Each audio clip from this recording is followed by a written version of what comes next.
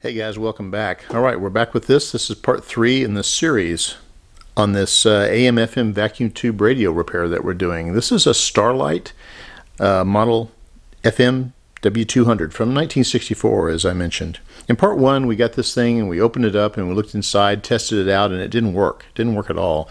So we went through it and found the problem, got this thing repaired, got it back to working. In part 2, we went through and did the alignment. We did the AM alignment and the FM alignment. We did the AM alignment with the ICO 232 vacuum tube voltmeter, and for the FM alignment we used a Syncor SG165 and got the thing all aligned.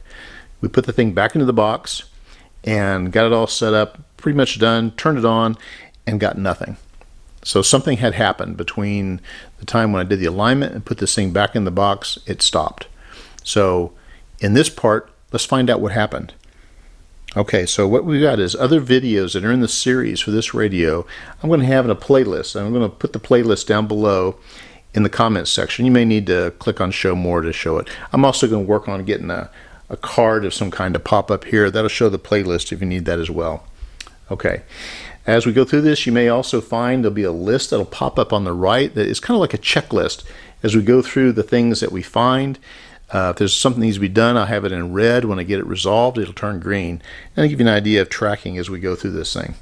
All right, we're going to pick this back up as we were at the end of part 2 when I put this thing back together late at night and turned it on and nothing happened. Okay, here's part 3. Okay, let's see how it does. Turn it on. AM mode.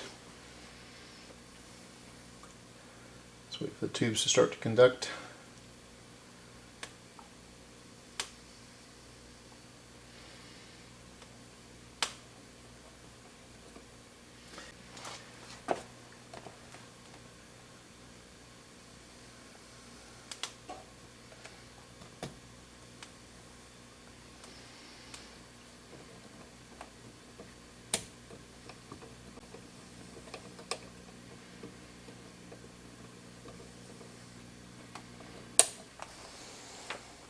Well, yeah, I had a problem with this. I had this thing running and playing, and even started putting it back in the cabinet. I put a lead on it to be for the FM antenna, and clipped the clip back onto the audio output tube, and started putting this thing back in the cabinet. I thought I'd play it, and it wasn't making any sound.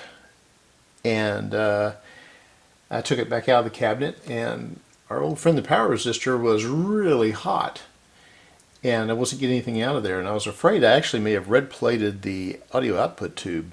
I shut it all down and let this thing cool off. In fact, I decided to call it a night. I worked way too late on this last night because I realized, one of the things I needed to have done that I hadn't done was to verify the coupling capacitor on the audio output tube. Here we are down here, the audio output tube. And that coupling capacitor right there, C39, it wasn't a waxy capacitor. This is only a 1964 set. I figured it wasn't really that old. The last one I used had a couplet there, performed fine. And I just got so distracted with how well this thing was playing and doing the alignment, I basically forgot about that. So when I came back in and looked at this thing, a wire was off of the audio output transformer, and I thought, oh man, I've cratered it. So I verified by checking the resistance on the coils of the audio output transformer, and it's fine.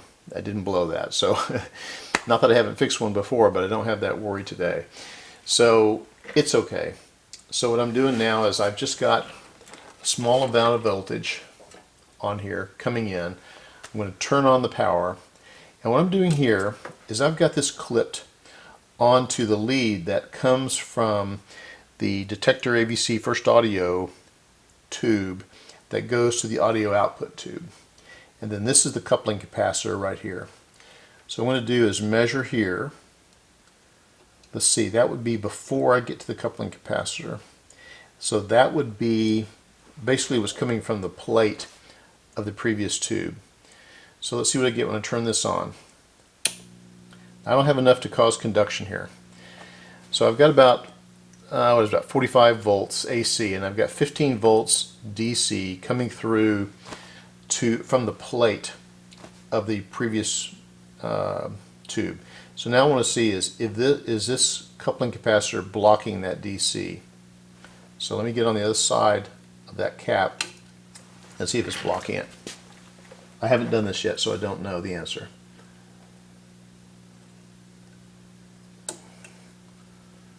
Apparently it hasn't been causing a big problem because I've been playing this thing. And something apparently just started running away. I don't know what happened. Okay, it's looking for 0 volts actually when this thing is at voltage. So I'm going to go ahead and turn the voltage up. You can watch it here.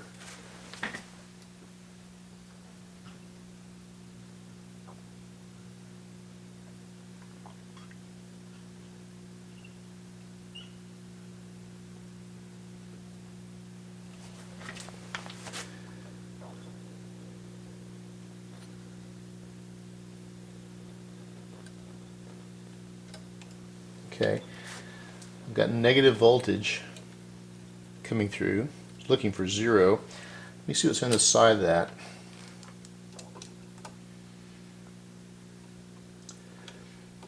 So it says the plate voltage of that is 20 volts DC.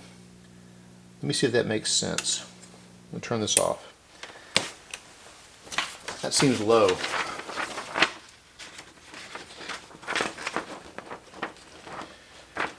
Yeah, it should be 75 volts. I should be getting 75 volts here. So let me go back and check what we've got coming out of the power supply. Let's check the B+. Wow, look at this. It's definitely pulling some current. That was the other thing I noticed last night was that the dim bulb was super bright. Okay, I got the power back on. Dim bulb is glowing very brightly. Well, relatively brightly. I'm pulling 26 watts. I'm not quite to pull for voltage. I smell something.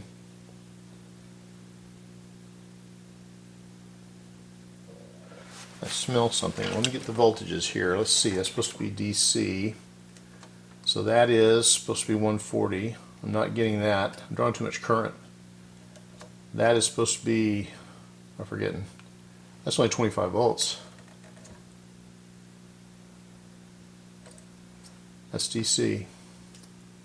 This is getting 20 volts.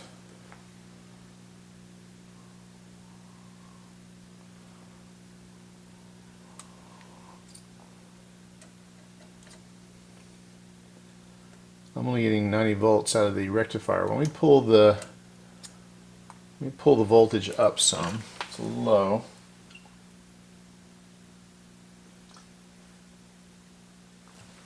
My power draw is 30 watts, which is higher than it's normally been. Let's check this. Oh, I got smoke. I'm getting smoke up here. Smoke is coming off of our new power resistor. Let me take a quick voltage measurement here. 112, 113. It's smoking hard right now. 26. Okay, power off. Yeah, that, I don't know if you can see that. But that power resistor we replaced was smoking. We've got a short in here somewhere, something that's gone straight to short. I doubt if it's one of our new capacitors. I guess I could check to see if anything's kind of started to hit something. I'll double check all the wiring here and see if I've got a problem. Okay, what I've done is I've pulled the audio output tube out for a couple of reasons. One of them is maybe to protect it. The other thing is that this will interrupt the filament string, which means that none of the tubes will light nor conduct. So I'm thinking that's a way to kind of isolate some of the stages and maybe allow us to look directly just at the power supply to see if there's something shorted in just that section. This maybe will help me, narrow down where the problem is. All right, so I've got back up so you can see a little bit better here.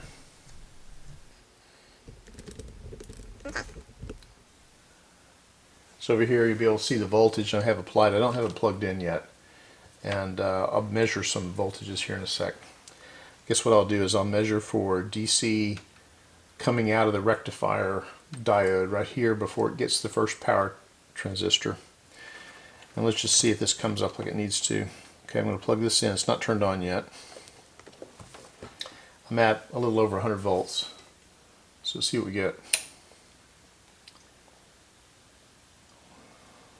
113. So like I said, we should not get any tube conduction here.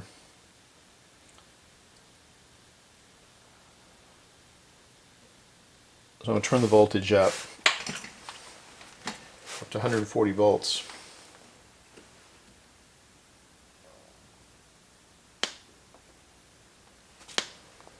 You're hearing clicking, I don't know why. So it's 100, probably too much voltage on the coil. So I'm going to turn it down. I've charged up some capacitors. So I'm getting a high voltage there because there's nothing draining it. If I go to the other side of that power resistor, it's all equalized. It's all up at high voltage. So there's no current going through there. So I wonder if I've got a tube with a short in it, or I've got a short in a... Well, I guess I just have to test the tubes. I've already tested the audio output tube for a short, and it does not have one. So I guess what I need is go through the rest of the tubes and see how they test. So I'll test those. I'll be back after I get them tested. So we've been looking for, is there a short in here somewhere? You know, what caused this resistor, the power resistor that was here, to burn up in the first place? So I was looking around, is there something in here that might have shorted and then didn't, and then started shorting again on us when we started putting this back together? And so I'm looking, and I'm seeing something that's kind of bizarre looking right in here. I think you can see it. I'm going to zoom in, and what I'm going to do is try to remove it. Okay, as far as this is going to let me go. Can you see what I'm messing with right there? What the heck is that?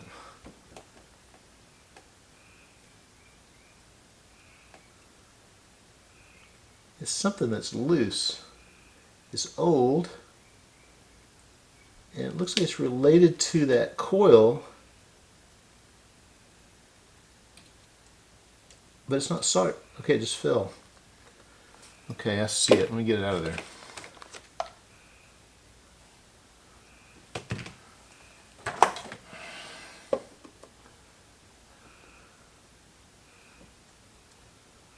I know you can't see this, but I'll show it to you and get it out of here. Still escaping. Hang on. Where'd it go?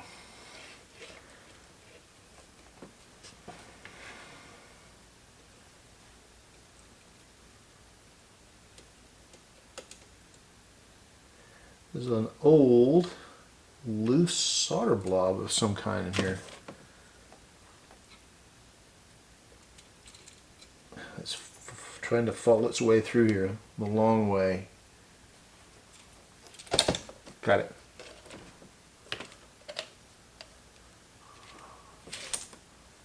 Okay. Here it is.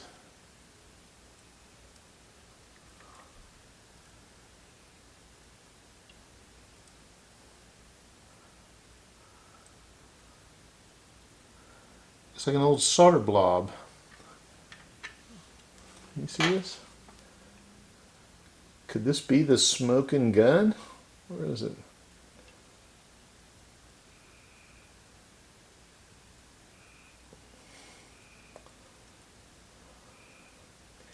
This was located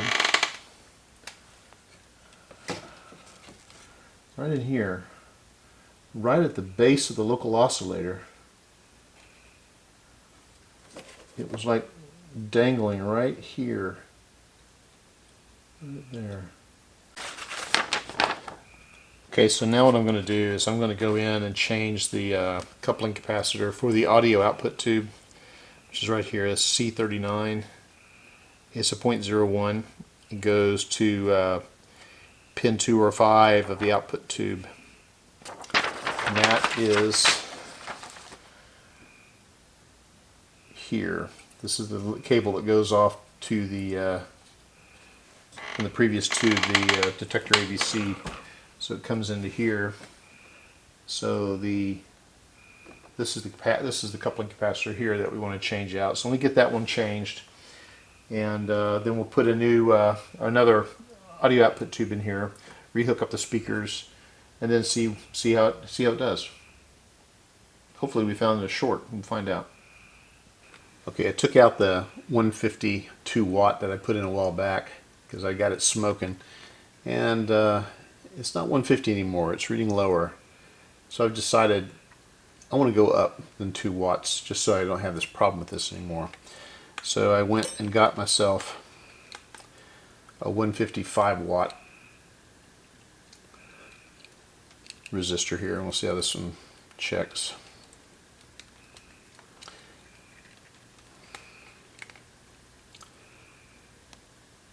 It says it's 5%. That's closer. And the other thing I like about it is these leads are thinner. So I'm going to put this in, and then I'll have a little more headroom on power on that resistor. I'll put that in. Also, I went ahead and replaced the audio tube grid coupling capacitor. Went ahead and replaced that. It didn't test bad, but it's 58 years old, so it's out, and I replaced it.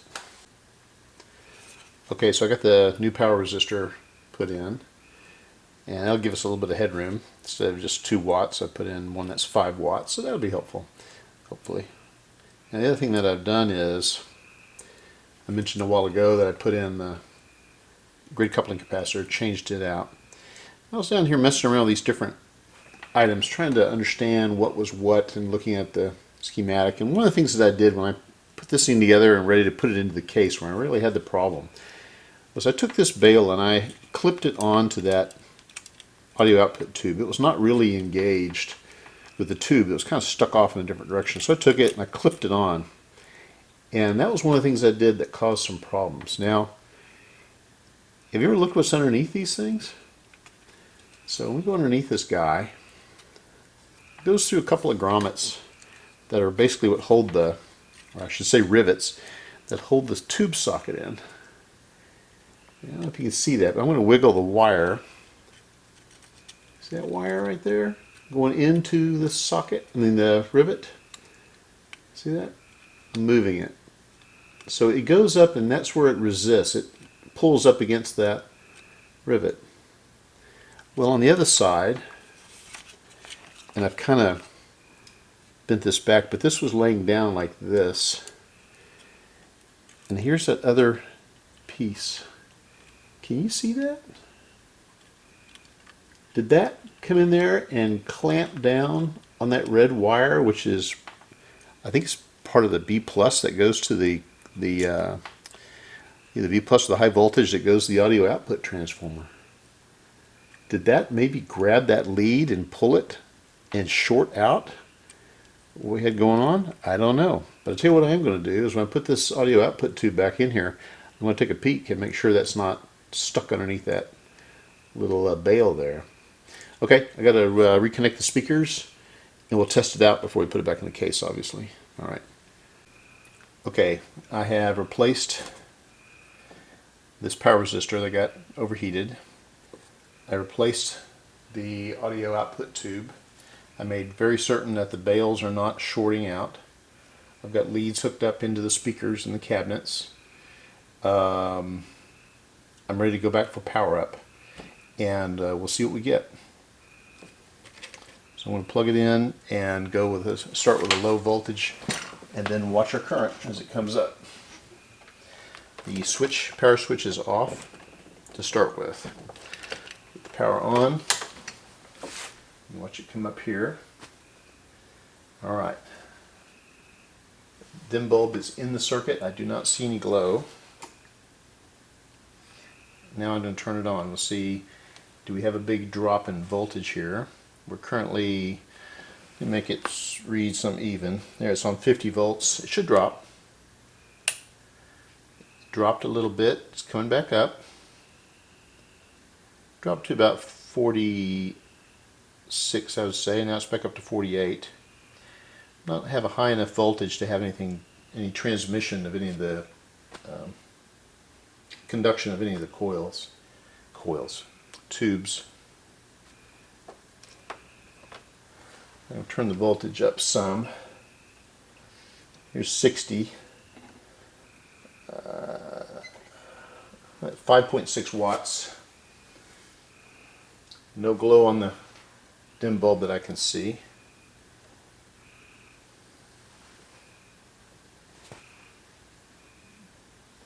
Okay, I'm going to turn up the power some more, voltage some more. There's 70. I'm getting 8 watts.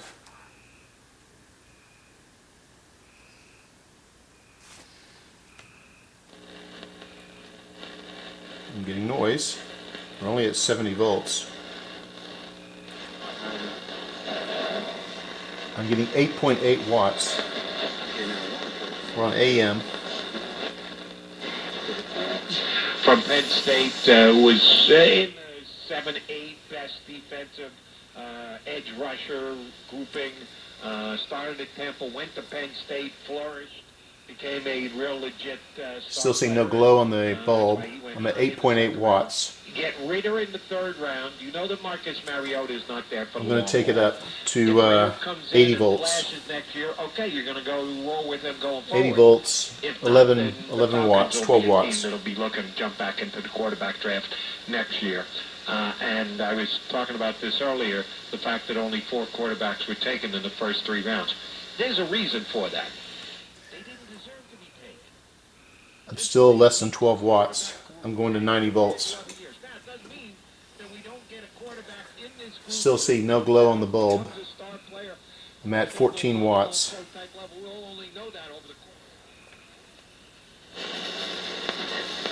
Our idea was to start this ministry of truth, knowing that you'd have to appoint a radical disinformation minister. Yep. Okay, so we're at 14 watts. Still no glow on the bulb I can see. 90 volts. Let's go up to 100. See if I can see how many amps that is. 2 amps. 2 amps. 0.2 amps. I beg your pardon. I was going to say I only have a 1 amp fuse in there. Okay, let's go back to watts. 16 watts, 100 volts, go to 110.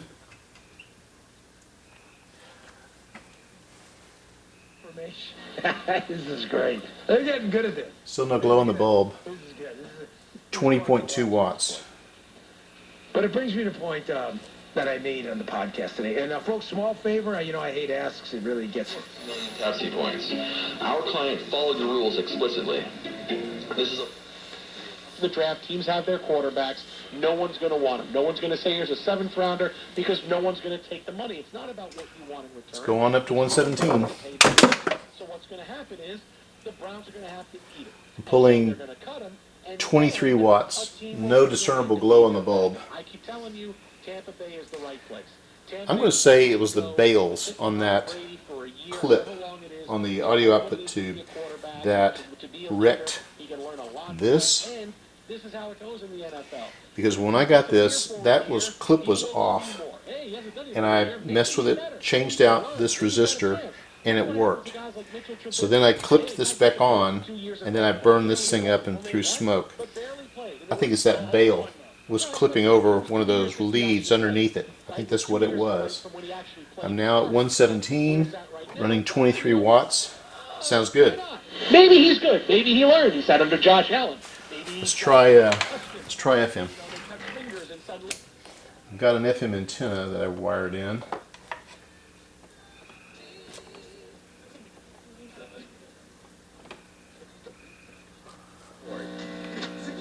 To 886 and ask Congress to support local radio stations. Help.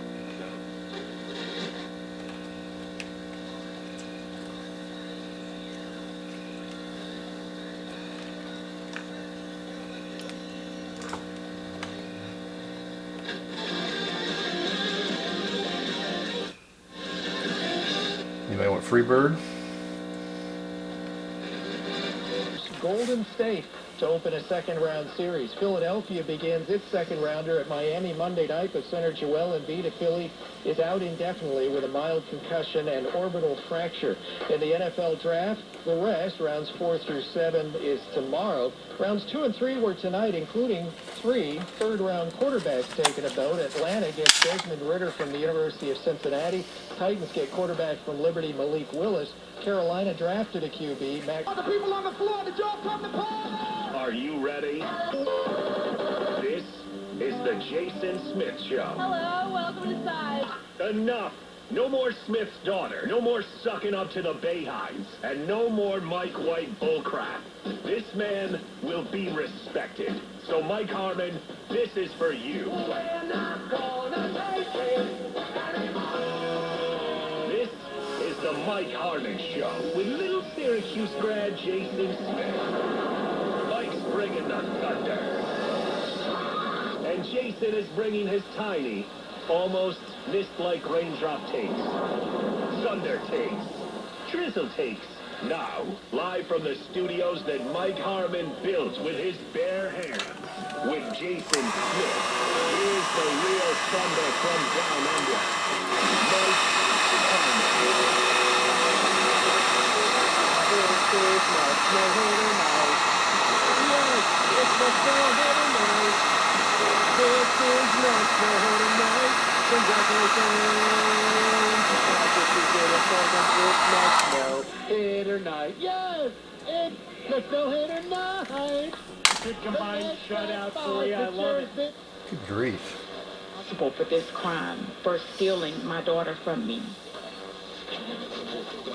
Fighting for religious freedom, constitutional rights, and the sanctity of life. Go to patriotmobile.com/GORKA and switch today. Or call 972-PATRIOT, free activation code GORKA. They also have extra discounts for veterans and first responders. Support a company that loves America, loves you, and shares your values. Patriot. So when I got the issue with the smoking resistor, I decided to go in and check all the resistances through there, and there's a section in the SAMs where it shows what are the resistances you should get on all the different tube sockets relative to either ground or some other point in the circuit. And so I went through that to see if I could find that short, and I could not find anything that was really off. You have typical variation in resistors, and so I didn't really see much going on there. I also pulled all the tubes out and I tested all the tubes. Okay, what I found when I tested the tubes is that I didn't have any shorts on any of the tubes, and I was suspecting maybe I'd had a short go through, and I didn't have any of them. But I did find that I had some bad emissions on the 2 FM circuit tubes. This is one of these is the FM RF amplifier, and the other one is I believe it's the IF tube for that circuit, or no, sorry, it's the mixer for the FM side. It was not reading very good. I also had very bad emissions on the AM detector AVC first audio tube. Was not doing very well either. The audio output tube was weak. It was it would work, but it was kind of weak. So one of the things I did is I went and I bought in town. I'm lucky I have a place in town where I can get some tubes. They had a replacement of the 50C5 and they had a replacement of the 12AV6.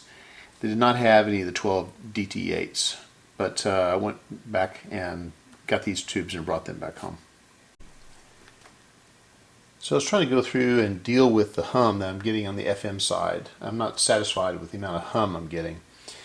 So I had done the 3 sections of this original electrolytic. I left the can in place, but I've cut the leads off to it. But I replaced all 3 of those, and I'm still getting a lot of hum. Now I'm only getting that on the FM side, at least that you can tell.